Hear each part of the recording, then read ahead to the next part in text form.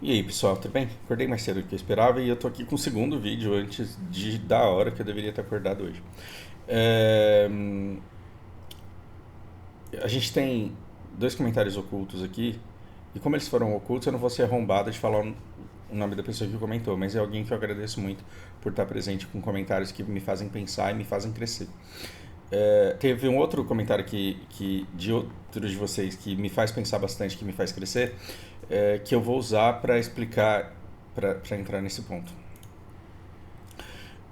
Então, algumas semanas atrás eu falei, cara, estou sem palavras, muito obrigado por isso, pensarei a respeito e voltarei aqui. Voltei, não voltei. Eu queria ser esse cara que cumpre tudo que promete, mas nesse canal aqui realmente eu não consigo. Ahn, eu vou colocar o meu posicionamento a respeito dessa obra e vocês vão entender então o meu posicionamento aqui, porque embora sim eu tenha relativizado, embora sim a minha narrativa, minha retórica, minha visão, ela tenha um monte de falhas e eu lido bem com isso e eu quero que vocês de fato me apontem para que eu melhore. Ainda assim, eu não posso mudar a essência desse vídeo porque eu acho que ela está certa. A mensagem, ela está certa. Aquilo que eu quis passar, tá certo e eu mantenho. O código, eu entendo que pode estar zoado. O que é o código? É a maneira como eu expresso isso. Então, eu tenho. Se você conhece um cara e se você conhece uma menina e eu quero que você pense na imagem deles transando, eu posso falar: eles estão transando, eles estão trepando, eles estão fazendo sexo. They are having sex, they are fucking, they're screwing, they're etcetera. Então, eu posso dizer isso de diferentes maneiras, e todas as maneiras que eu estou dizendo isso são códigos. Para quê? Para uma mensagem. Porque eu quero que você imagine esse cara que você conhece, essa menina que você conhece, os dois transando. Né? A minha mensagem a respeito disso daqui e disso daqui, ela tá clara. O quanto o código pode estar zoado, eu não sei, e eu não tenho problema em mudar nem o código, nem a mensagem. É, o código ele não é ensaiado, eu não elaboro pautas, eu não escrevo. Quando eu começo a gravar o vídeo, eu não sei o que eu vou falar, por exemplo. Eu sei a mensagem que eu tenho, mas eu não defini o código ainda que eu vou usar para transmitir a mensagem que eu penso. Esse vídeo da narrativa de Israel, eu posso ter falhado miseravelmente no código. E eu confesso que eu não assisti o vídeo de novo para saber. Mas sim, eu entendo que eu posso ter relativizado. A mensagem, eu quero não retificar, eu quero ratificar. E isso pode te deixar puto. Mas eu preciso explicar o porquê. E eu tô aqui para explicar o porquê. O que é retificar? É consertar, é mudar. O que é ratificar? É reafirmar. E eu quero reafirmar minha mensagem aqui com isso daqui. O que eu fiz? Eu falei, parabéns, você terminou a primeira temporada de The Last of Us. Agora você ama os maiores vilões da humanidade e não sente... Agora você ama e não sente culpa nenhuma por isso. Você descobriu que o mundo não é maniqueísta. Eu recebi de presente, isso eu considero um presente que enriqueceu muito o meu conhecimento sobre o jogo, sobre a saga, sobre toda a história, porque, meu, dá vontade de abraçar o cara para ele ter se dado o trabalho de compartilhar isso aqui, porque ele poderia ter mandado um link de alguma coisa, ele poderia não ter falado nada, né?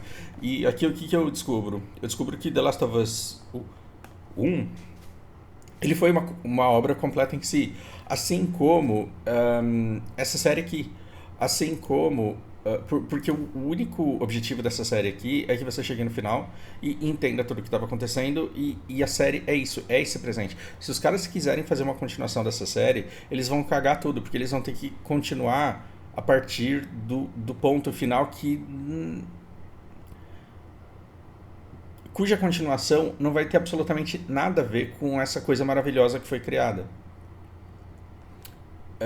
Outras histórias que não deveriam ter tido continuação, na minha opinião, Hunger Games, Frankenstein, The Prodigal Son. Você não tem que continuar determinadas obras que já passaram a mensagem que elas queriam passar. Só que quando você vende muito na primeira obra, o que acontece? Você recebe uma pressão avassaladora dos editores para que você crie uma continuação. Por quê? Porque é certeza que essa continuação vai vender.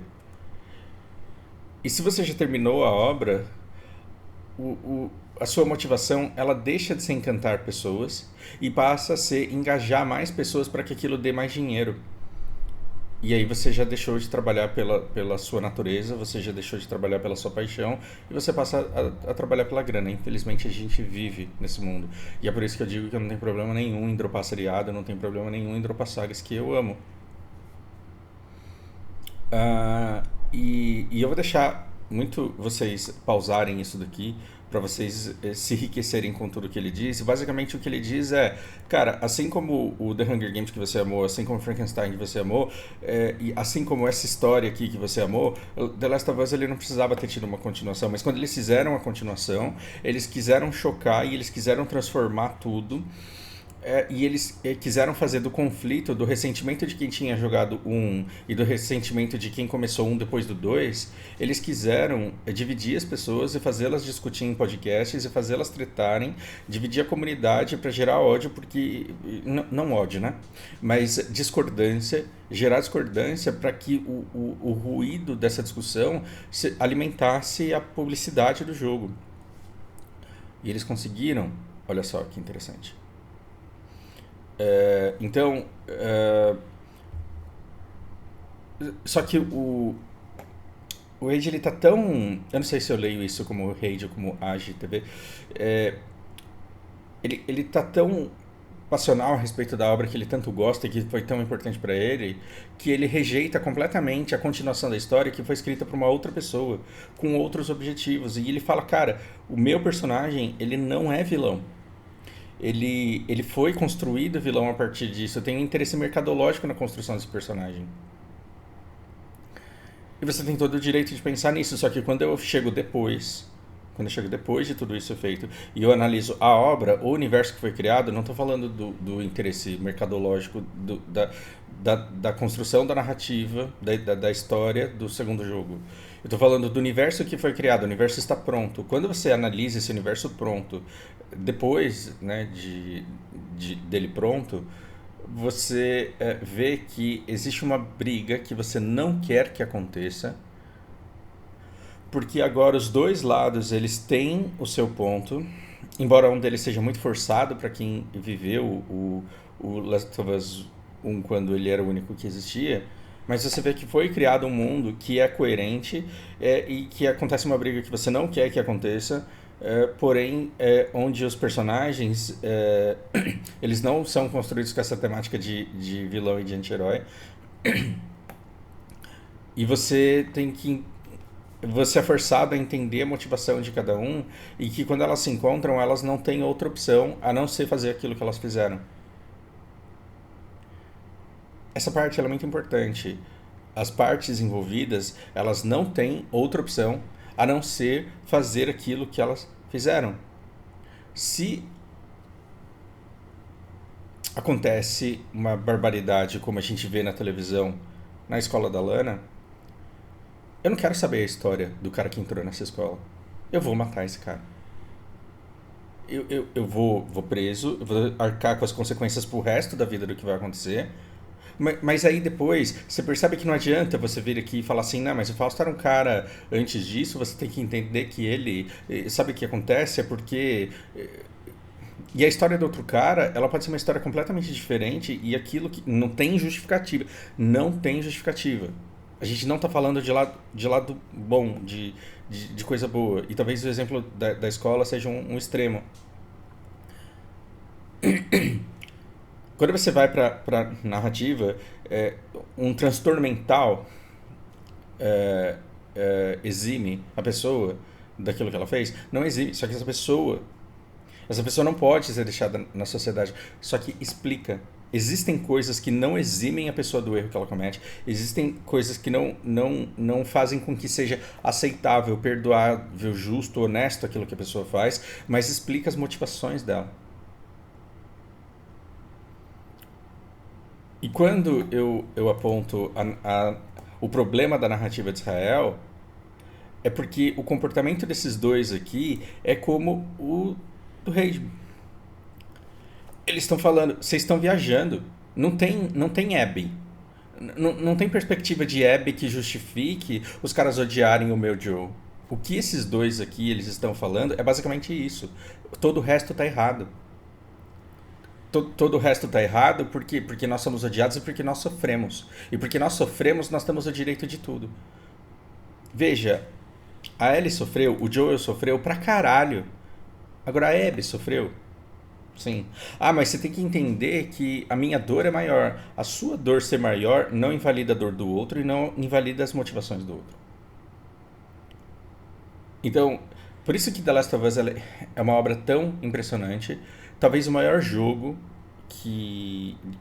A melhor história de jogo já feita e já criada.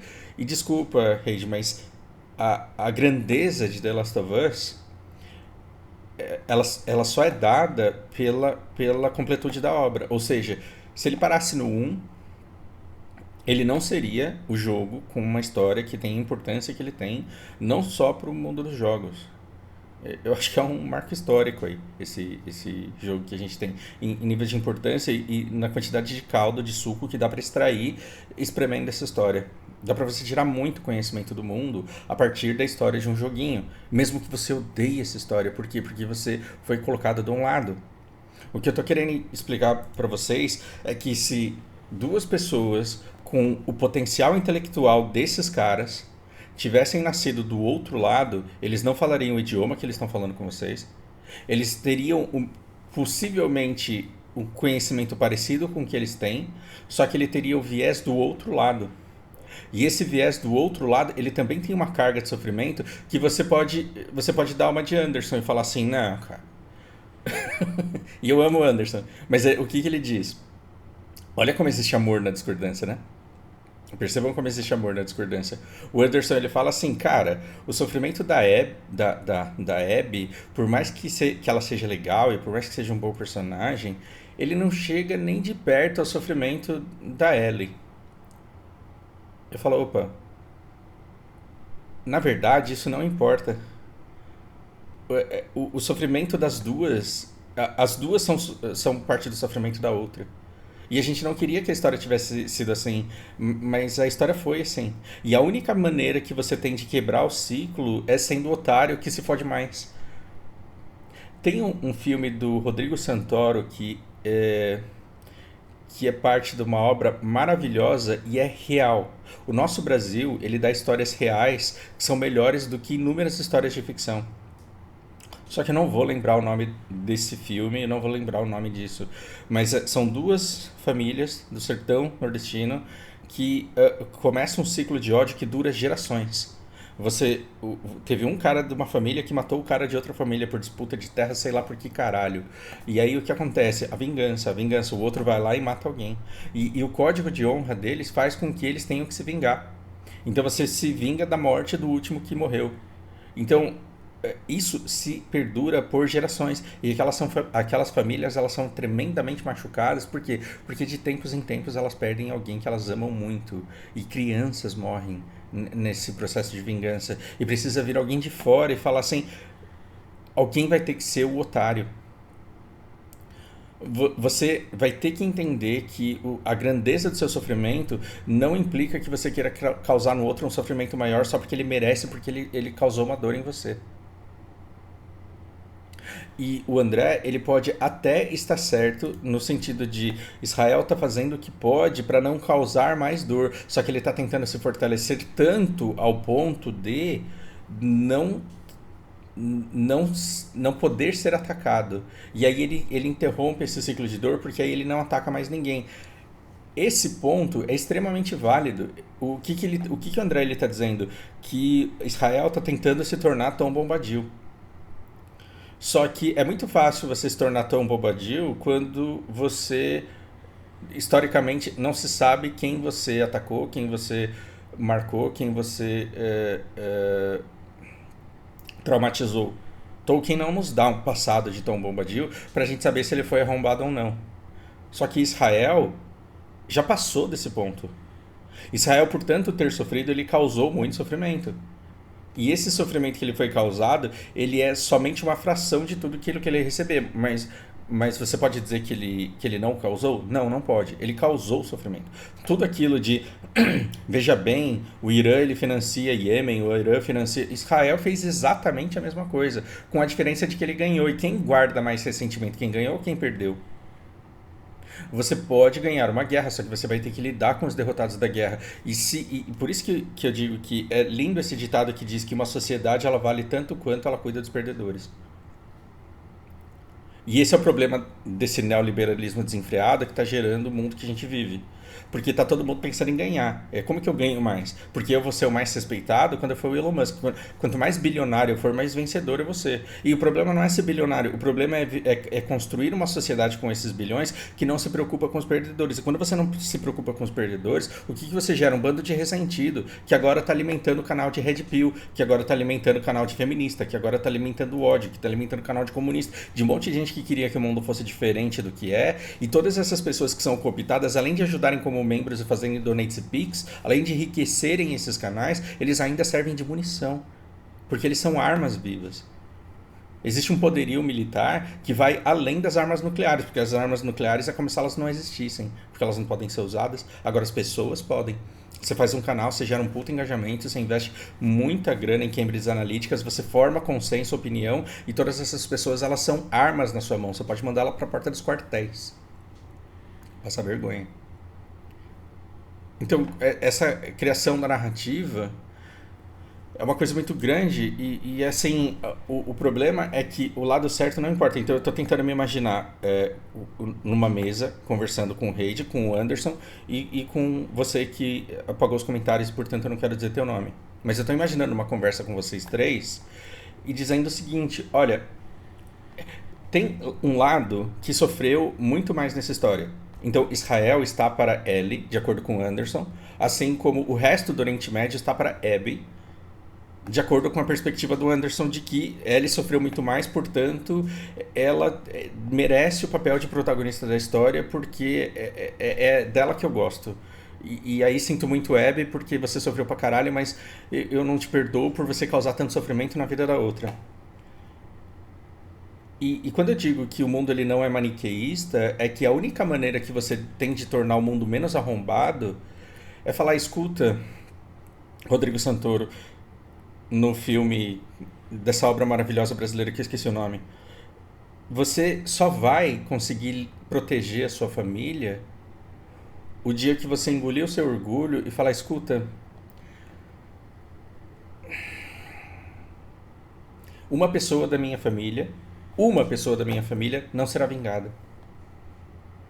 Fere o orgulho? Fere absurdamente. Por quê? Mas aí você tem que ver que se minha família, ao longo das últimas 3 gerações, teve 50 pessoas, e eu perdi 11 dessas 50 pessoas, 10 pessoas foram vingadas. Mas eu preciso de uma que não seja vingada. Por quê? Porque eu preciso quebrar esse ciclo maldito. Eu preciso quebrar esse ciclo maldito de dor para que ao matar uma outra pessoa, eu não garanta que mais uma pessoa da minha família irá morrer. A Rússia poderia ter feito isso? Poderia ter feito isso. O Biden vai lá e fala assim, good luck on your senior year. Vai lá, otário, fala com a China. E se der errado, aproveita e pede ajuda pro Irã. A Rússia, ela poderia falar, beleza, perdi, me fudi, é isso aí. Eu vou ficar aqui plantando e ao invés de investir em armamento e ao invés de investir em exército, eu vou investir aí em TikToker e eu vou tentar ganhar dinheiro com turismo e com outra coisa. Ele poderia ter quebrado o ciclo. Ele quebrou? Não. Agora, o que o Ocidente vai fazer em relação a isso?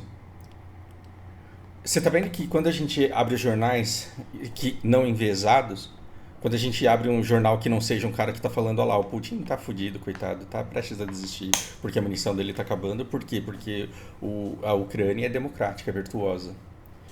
Se não for um canal imbecil desse, se é alguém prezando pela realidade, essa pessoa tá olhando pro tabuleiro e tá vendo que ela e Abby ali no meio. Você não tem um lado mais certo e você não tem um lado que não causou sofrimento no outro e o conflito delas é inevitável. Por que eu digo que a gente tem que estudar geopolítica hoje? É porque você quer alterar o tabuleiro? Não, quem é a gente na fila do pão de briga de China e de Estados Unidos? Porque Rússia é um proxy. Quem é o Brasil, o brasileiro médio, quem sou eu e você na fila do pão da briga de Estados Unidos e China? Nada, a gente não tem poder de influência sobre isso. Só que a consequência dessa briga vai gerar um mundo onde a gente vai viver amanhã. E quanto mais você entender essa briga, com mais sabedoria você consegue se posicionar. É só por isso que a gente está acompanhando essa história. Quanto menos viés a gente tem, maior a probabilidade da gente não desumanizar o outro. Porque você tem o Team Ellie desumanizando o Abby, você tem o Team Abby tentando desumanizar a Ellie, você tem uma galera dizendo Israel tá certo, você tem o outro lado dizendo Oriente Médio tá certo, e tem essa galera, é que você não entende o idioma delas, então você não sabe o que elas estão falando, você não escuta. Então, a narrativa de um dos lados, a impressão que eu tenho é que esses dois caras aqui, eles pararam no The Last of Us 1. Então é claro que eles querem proteger o Joe. Qualquer pessoa que levante um dedo contra ela merece morrer. Por quê? Porque você tem que proteger a todo custo. E assim, a gente não vai deixar o outro lado ficar forte. Se o outro lado começar a ficar forte, a gente vai destruir. Não tem negociação isso. E é justo, sim, é justo do ponto de vista de uma narrativa. O que a gente está vendo é um outro lado que tem a narrativa dele, que você não conhece, e que você, mesmo que conheça, não respeita. E por não entender e por não respeitar, é que o conflito é inevitável e a gente vai ficar olhando de fora sem fazer outra coisa a não ser poder lidar com aquilo que vai sobrar. É terrível isso. É terrível porque quando eu estava na escola eu estudava história como se fosse o passado de uma humanidade estúpida. Só que como eu via essa história toda em preto e branco, e como eu via todos os acordos de paz, eu falava o mundo evoluiu, o mundo melhorou, porque deixou de ser imbecil, que se matava à toa. E o que a gente está vendo hoje?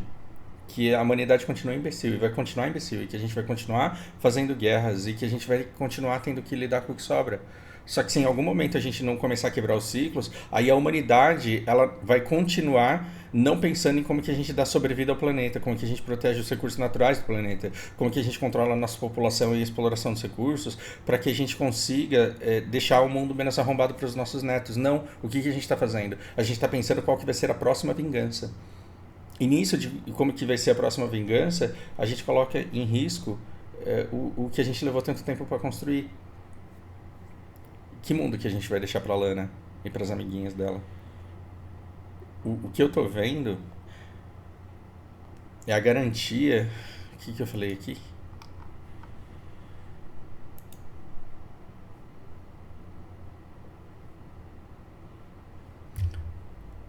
Eu falei que o que eu tô vendo é a garantia de que a gente vai ter sofrimento, né, para grande parte da humanidade e que a gente não vai poder fazer nada sobre isso. Isso é bastante triste. Desculpa o tom pessimista desse vídeo, mas eu espero que eu tenha explicado o meu ponto. Então eu prometi que eu voltaria aqui. Infelizmente eu não posso aceitar. Eu entendo perfeitamente, mas eu não posso aceitar a sua narrativa de que uma injustiça foi feita com o Joe, porque eu não tenho esse apego do momento em que você o conhecia. Eu estou olhando para uma história completa e estou falando, beleza, essa é a história oficial dele. Então eu não posso anular o resultado de toda a obra. Na parte de Israel, esse argumento de que Israel sofreu mais, para mim não vale um real, embora eu entenda a dor. Senão, eu teria todo o direito de jogar uma bomba nos Estados Unidos, atômica. Por quê? Porque o meu pai sofreu consequência da bomba atômica que caiu perto da casa dele. Entende? Então, eu vou lá jogar uma bomba nuclear em cima da Taylor, em cima do Ian, em cima da Márcia Leme. Eu vou jogar uma bomba em cima de pessoas que eu amo, porque o meu avô morreu no campo por consequência do campo de concentração que ele ficou na Rússia, e porque meu pai ele foi resultado das bombas que caíram em Tóquio. Não posso. Em algum momento a gente tem que quebrar esse ciclo e humanizar o outro e falar, escuta, quero lidar com o que sobrou, só que sem continuar propagando a dor. Eu vou trabalhar a minha dor de um jeito que não seja através de vingança, porque a vingança ela nunca é plena. Clichê, né? Matar a alma envenena, mas é verdade. como que você humaniza o outro para dizer, em caso de guerra, não participarei disso? É, e, mas você vai sair humilhado do lugar onde você mora, da terra onde você mora, e você vai para uma região erma, onde você nada tinha. Bom, se esse for o preço para a gente evitar conflito, infelizmente vai ter que ser. Imagina se é toda uma terapia massiva, popular, fosse feita no sentido de convencer o ucraniano que ele não teria mais como segurar o território sem propagar um sofrimento absurdo, e que ele deveria buscar outros meios de conseguir negociação. Só que você chegar para o ucraniano o ano passado e dizer você tem que fugir, você tem que se recusar a combater, seria a mesma coisa de chegar para ele e falar você não pode ir atrás da Abby, você não deve fazer isso. Tá vendo o mundo bosta que a gente vive, e quando você é confrontado com a realidade, você fica sem ter para onde fugir? Então é claro que o ucraniano ele queria lutar. Aí um arrombado, entendendo a natureza do ucraniano, de que ele não arredaria pé da terra dele, ele falou, beleza, eu tenho umas armas americanas, vão lá. Vão lá que vocês vão tancar os caras. Daqui a pouco acaba a munição do Putin e a gente ganha. Yay! E eu vou ficar colocando aqui no jornal todo dia que a gente tá vencendo. E que toda semana vai ser a última, e eu vou fazer isso por mais de um ano, e não tem problema se você morrer, porque tem mais contingente aqui. Aí a hora que acabar, beleza, é menos escola para pagar, é menos hospital para ter que bancar. Até aí a gente vai ter recebido dinheiro a rodo dos Estados Unidos, e aí não vai ter Ucrânia para pagar mesmo, aí foda-se, aí eu já vou estar longe. Ah, que bosta.